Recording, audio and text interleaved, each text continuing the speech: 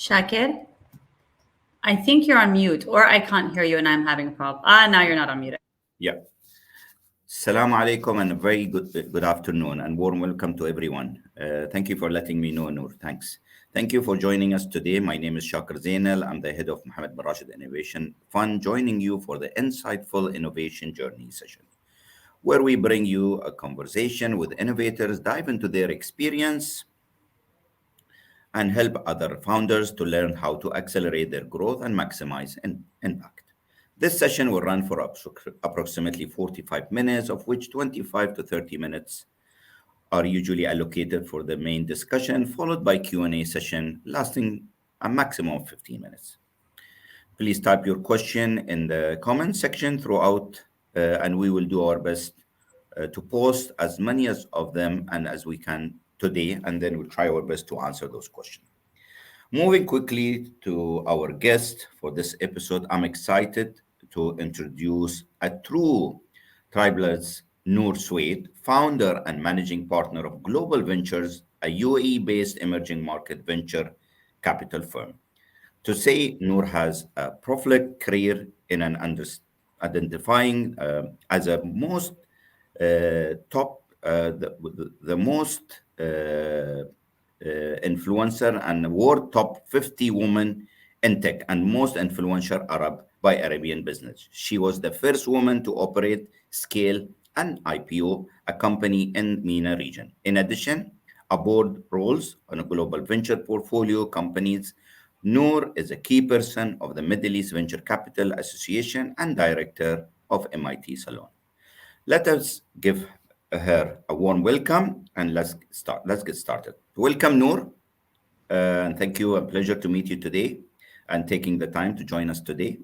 So, Noor, I know that you have quite a career from beginning of a consultant at some of the most prestigious firms to then joining a DPA and the instrument in operating scaling up the IPO companies in 2008. So let me move to my first question today. Tell us how your entrepreneurial journey and insight into what the various role of you have done have shaped up where you are today.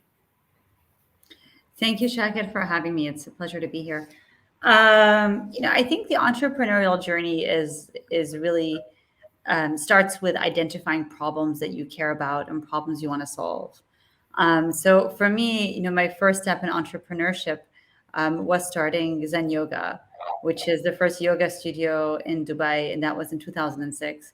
And it was really because I had become an avid yogi. I enjoyed my yoga. It's good for my health.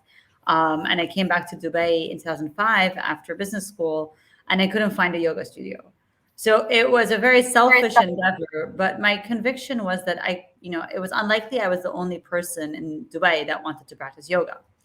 And I was right, because 4 years later, we had 6,000 students a month, 72 teachers, 5 locations. So it had grown very quickly and became a business. But the intention was not to build a business. The intention was to find somewhere to practice yoga.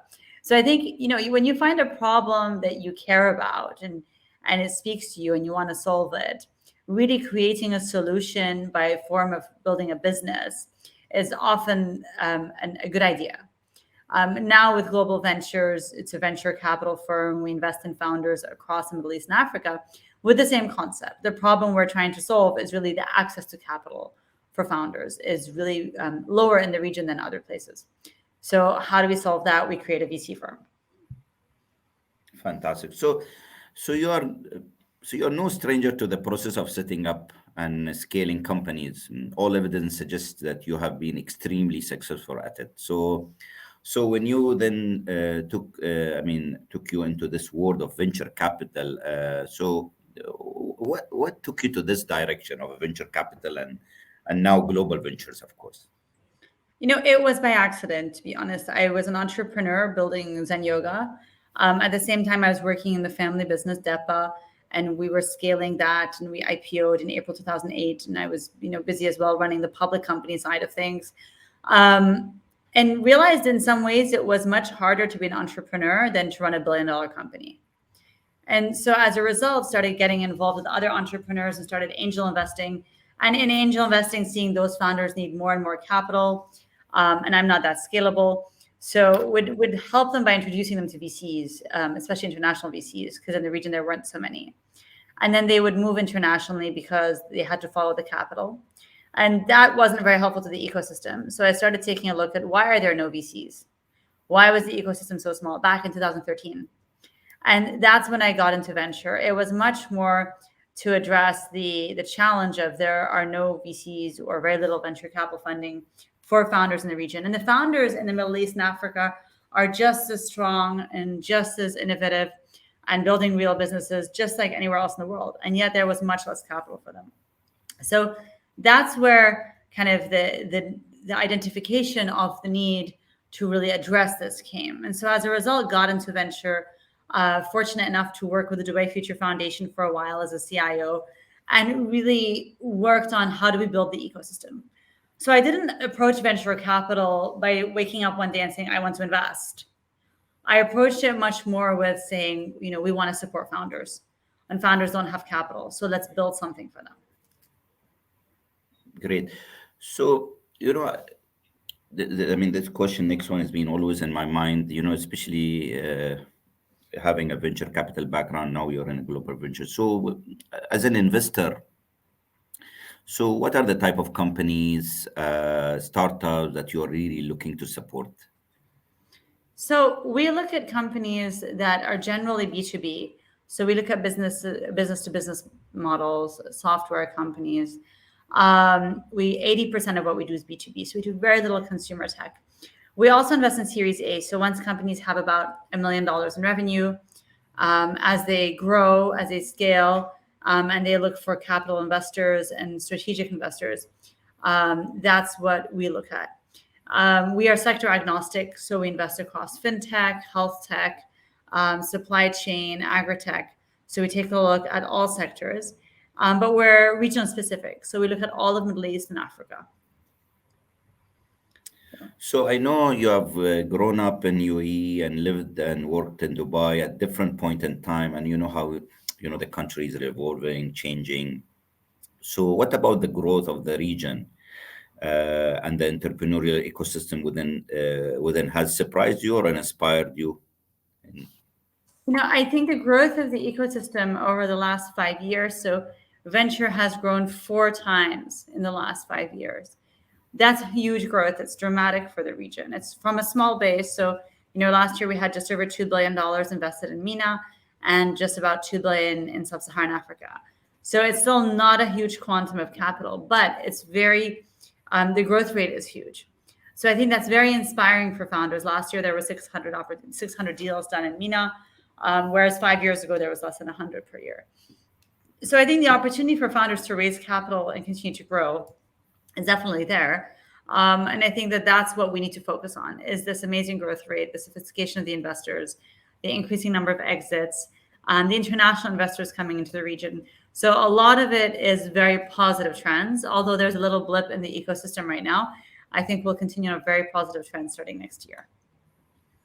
So from your vast experience of investing, and I'm sure you've been helping a lot of companies to grow, what would you say are the hallmark of characteristic of a successful or promising startup? I think the startups that succeed tend to be really mission driven. So the founder has identified a problem that is meaningful to them, right? And they really want to focus on solving that problem. And the question becomes, if we want to solve this problem for hundreds of millions of people, what is the best technology in the world that we can use over here to solve the problem? And really, what are the pain points if we want to solve this problem properly, rather than just solving it at a shallow level? So when we take a look for us, who's succeeded and who's not, the founders that are committed to solving problems and creating solutions and affecting lives of millions of people are the ones that work that much harder, that always seek better solutions, that on a tough day, because we all know entrepreneurship is very tough, they're going to go further. They're not just going to pivot into kind of the next hot thing that everyone's funding. And so those are the founders that tend to succeed, and those are the founders that we look for. Yeah. So post the pandemic, economies have just about to begin to recover. And then while it is business as usual in most region, and nowadays, I mean, I would say in quarter four of last year and beginning of the year, there is a lot of whisper that there is a economic slowdown. So, what are the lessons that you can give to the founders in our region, or I mean, how can they navigate through some of these? I will not say it will be pandemic, but there might be a lot of slowness that they're talking about of the economy. So, what are your suggestion or I think, lessons that they can? I think that these slowdowns, they happen every so often, right? So I think the challenge that a lot of founders have um, is is that the last 14 years has been an up market, right? And so a lot of the founders, anyone who's younger than 35, has never lived a recession before, has never lived a market correction before. And most founders are under 35. And so this is not atypical, right? So what happened in 2008, what happened in 2001, it's the same thing that's happening now, right? It may be affecting a little bit different sectors. In 2008, it was massively real estate and contracting. In 2001, it was a dot-com bust. And we saw the same thing. We saw capital becoming more expensive. We saw venture capitalists and private equity investors retrenching and becoming more selective. And we saw a flight to quality, right? So I think what happens is investors can become choosy. So if you're building a company, it has to be a quality company. It has to be a company that is solving a real problem, creating real value, preferably profitable. So a quarter of our portfolio is profitable. I would argue that's the better quarter, right? And suddenly these things matter again. But it's not that one day people woke up and said, oh, these things now matter. These things have always mattered. It's just we forgot about it for the last few years because capital was very, very cheap and abundant. And so we've gone back to what is value, right? So when we look at companies, and especially in this market with this correction, the cost of capital has gone up. And so you have to, as a VC, generate that much more return for the risk you're taking, right, in order to offset the increase in cost of capital. And so when we take a look at founders, the bar is higher. What is the value the company is creating? Is this necessary or nice to have, right? Which will indicate to us how likely it is for your business to succeed. What is your background in the industry? Do you bring a lot of industry relevance and network and expertise? How are you addressing the pain points differently to other founders? We receive about 400 or 500 opportunities a month. So for us, when we take a look and we see like, how are these people different? Or are they doing more of the same but a little bit different? Or are they really thinking outside the box?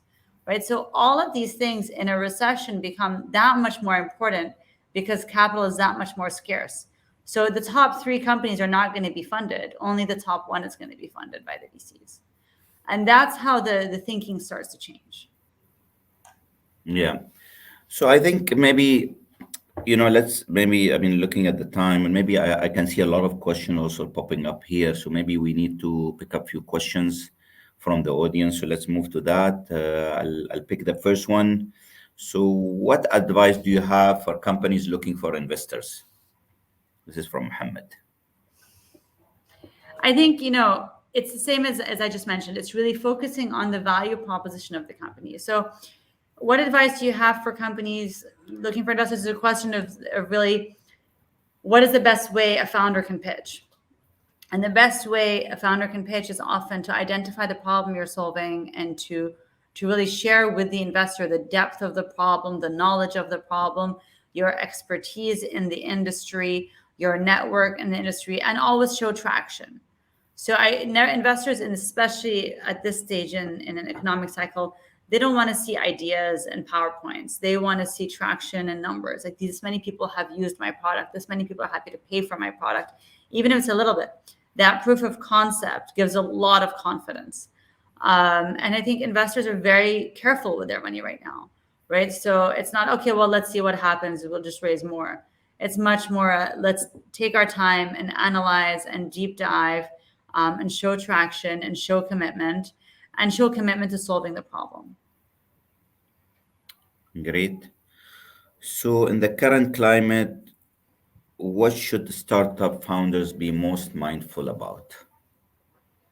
Is it So from in this Sarah? climate, yeah, Mm. I think your numbers are the most important thing. So, we want to back profitable companies to some degree, and not always. But if there's no path to profitability, it's very, very difficult to get investors to invest, because if there's no path to profitability and you're an investor, if you think about it that way, then there's a guarantee of 100% that this founder is going to come back for more money, right? And you're going to have to put more money, even if the founder doesn't succeed, or the founder is going to try to raise money in the market. And given that there's very little money in the market, that's not really an option. So by us investing in a company where there's no path to profitability at this point in time, we are saying that even if you don't become profitable in a year, and we know there's very little money in the market, and you're not succeeding in a year, our options become give you more money or write this to zero. And that's not what investors want. Investors want, when we give you $1 million or more, or whatever it is, that we have conviction that if in a year you haven't done what you've said you're going to do and you haven't hit your goals, you can still be profitable. In the old days of 3 years ago, right, we would say, even if you weren't profitable, that doesn't matter to other investors. You can still raise more money. There's so much money in the market that it's easy. These days, we can't say that. So either we fully expect that you're going to come back next year and we're happy to write another $2 million because this is a 5-year plan and you're going to meet your goals, or it's a zero. Or you have a path to profitability, which then makes us that much more comfortable to take the risk. Yeah, that's clear. So, question from Alif here, I think, do you help with the startup ventures? So no, we don't invest in startups. So for us, there needs to be some revenue traction for us to start looking at a company to invest. So right at the startup stage, in seed and pre-seed, that's not what most VCs invest in, especially in this part of the world. Okay, that's clear. I think maybe you have answered this, but let's go through that again from Hussein. With inflation, increase interest rate, and decreasing risk appetite, how are the VCs changing investment strategies? So I think in addition to more conservative measures, most VCs have started to take a look at boring industries, including us. So things like agriculture optimization. So agritech has been a little bit interesting the last few years, has become very interesting suddenly. Again, strategies that affect hundreds of millions of people. Supply chain disruption is very interesting to us at this point in time. Energy management is interesting. All these used to not be interesting. People used to be very excited about fintech and crypto and more risky investments. Now people want to say, okay, these boring industries that need technology and solutions in order to keep moving forward, what are some innovations in that space? And that becomes a very interesting conversation. Okay. We'll go to Nathalia. What sectors do you see doing well in 2023? So I think the ones I just mentioned are going to do well for the next few years. I think if we start with agritech, those companies have picked up a lot of traction and will continue to do well, I believe. Supply chain is interesting for the next few years. I think also health tech is doing very well. We're seeing a lot of growth in the health tech space. So everything digital health, especially mental health, wellness, prevention, not just telemedicine. That's something from 5 years ago. So for us, it's like, what does the full healthcare look like? Well care, healthcare, and then how can we support there? Those are really the key sectors. I think fintech will struggle, and I think it's been massively funded over the last few years. So companies will continue to do well, but if you're raising for a fintech, it's different. Okay, so again, question from Sarah: does Global Venture do anything differently while looking for startups to invest in? Well, that depends what you define by differently. So for us, we have what we call kind of our way of doing things. So we spend a lot of time working with the accelerators and incubators. We also spend a lot of time at industry trade shows. So as we look to source startups, it's different. So we go very industry heavy. We have a lot of research on our website. So we research each industry exhaustively before we start to invest in it. and we share that with the world. So for a lot of our startups, it's interesting to see how we think before they approach us. It also means that we know a lot more about the industry once we start to look at potentially investing in it. So those are the things that we believe we do a bit differently. While we do our diligence is very extensive. So often it's 50 or 60 pages that we end up writing. We speak to founders, we speak to employees, we speak to former employees, we speak to clients, and we do a proper tech DD. So we take the job of managing assets for other people very seriously. So for us, it's very much we run a full process. And then we check with our LPs. So our investors, a lot of them are in the US, and we check with them also on the companies. Have you seen something similar? What works? What doesn't work? We have a lot of industry advisors. So for us, it's really a full exploration before we invest. Okay, we have a question from Arman that says, we have the same issue you had in 2023. There is a little to no ecosystem for health tech. For pre-revenue capital, heavy health tech startups like us, what do you suggest? What are your suggestions for us? Our startup is working on the first multi-cancer liquid biopsy screening test, and we need we need fund for our clinical trial. So, I think the region is heavy on health tech compared to global. So as a percentage of dollars deployed into health tech over the last few years, there is health tech investing happening in the region. We've personally invested as a firm in 15 different health tech companies. So I can say that's a substantial amount of our portfolio.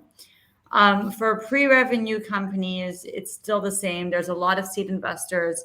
There's a lot of seed VCs, a lot of angels in this space. And I think those are the ones that are going to be key to get up off the ground.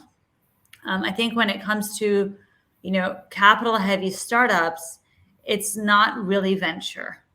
So I think that's where entrepreneurs need to kind of draw the line, is that capital intensive startups are not going to be as likely to raise venture money as what we call smart assets, right? So software, IP, things like that.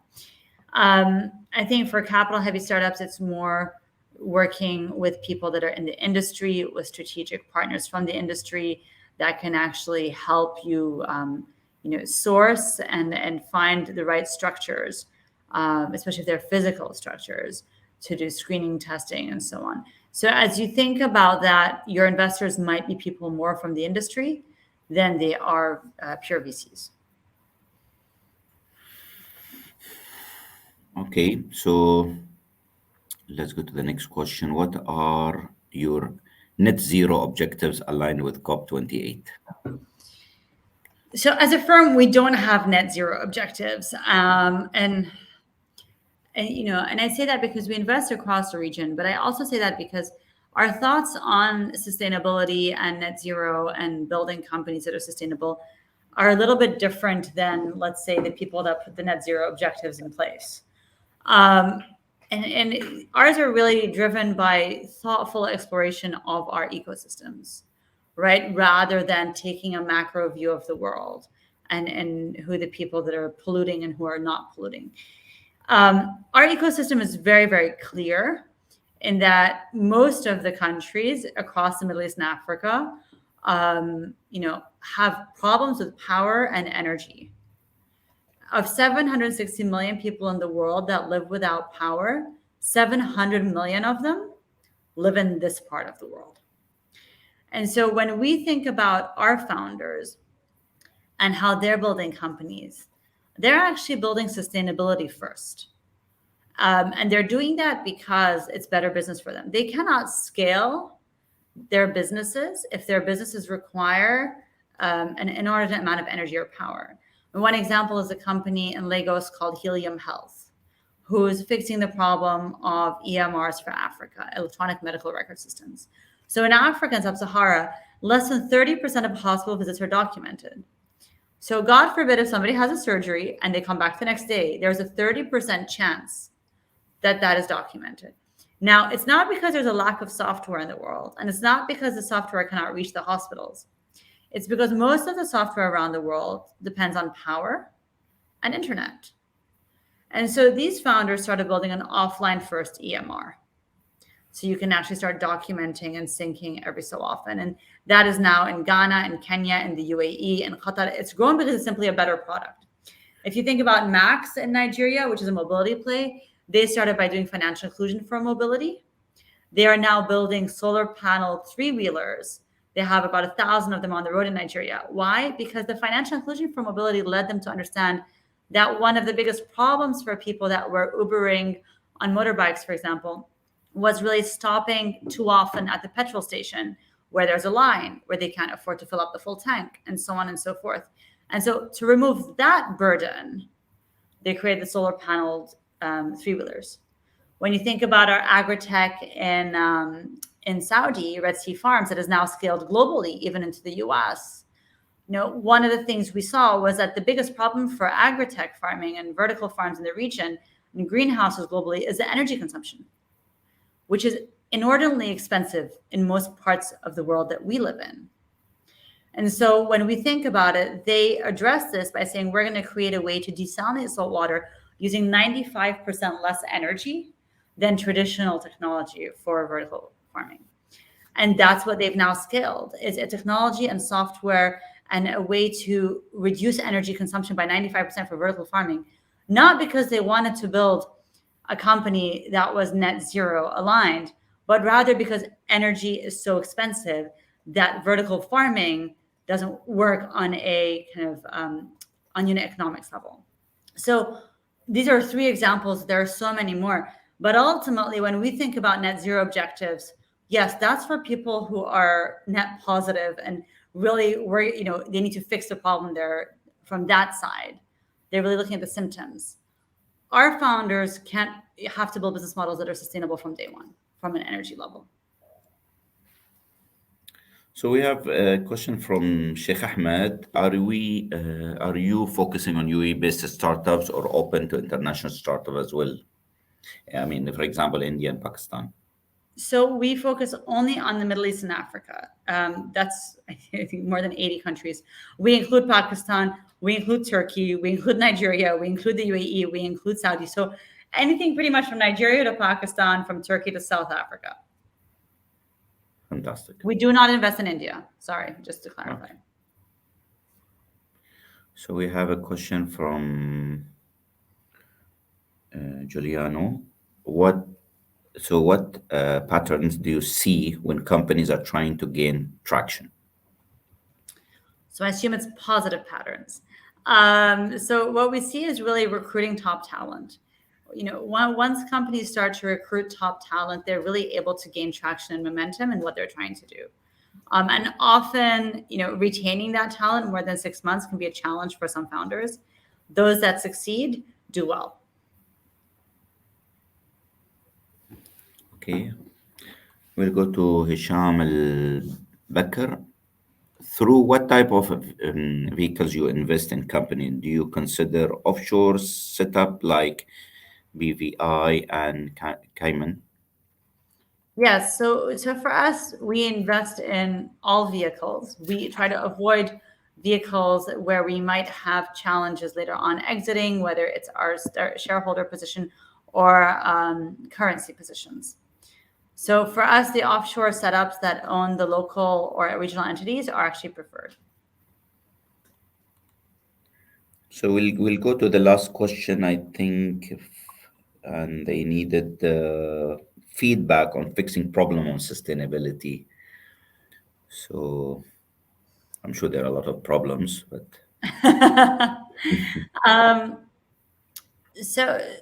So our feedback on fixing problems on sustainability from the beginning is really identifying, is this a problem? So I think a lot of people are moving into sustainability and climate tech and all this stuff because it's trending. It's like fintech 5 years ago. Everybody wanted to be involved. I think what's more important is really quantifying the problem you're solving, identifying if this is a pain point in creating value, and then approaching it that's a lot different than trying to just stick it on as a label. Yeah, that's clear. Okay, so I think still more question, but I think it seems that this is all what we have for today. I seriously want to thank you, Noor, Thank for you, your Shakir. time, for valuable time and generous insight. I really learned a lot of things, and thanks to everyone who have attended. And I hope that you personally have enjoyed it. There's a lot of It was interaction wonderful. today. Thank you so much, Shakir, and thank you all for the great questions. Appreciate it. Yeah. And we will always have, these series will continue happening. Please, I request all the audience to watch out for the announcement for the next Innovation Journey event, hopefully coming soon. So until next time, thank you very much. Shukran wa ma'as salama. Shukran.